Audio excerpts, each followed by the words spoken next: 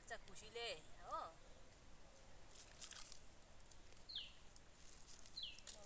निन्द्रा लागेर अल्छी लागेर हुन्छ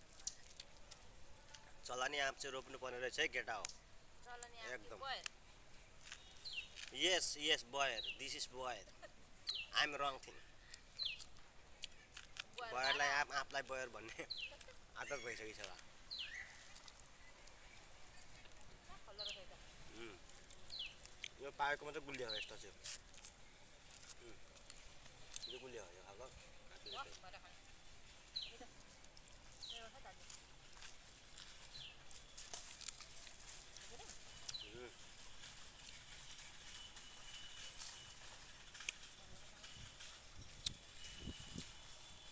यो गर्मीको टाइममा छायामा बसेर यसरी बयर खानु चाहिँ कम मजा आउँछ त गाइस मजा लागेछ यस्तो छायामा है घाँसको छायामा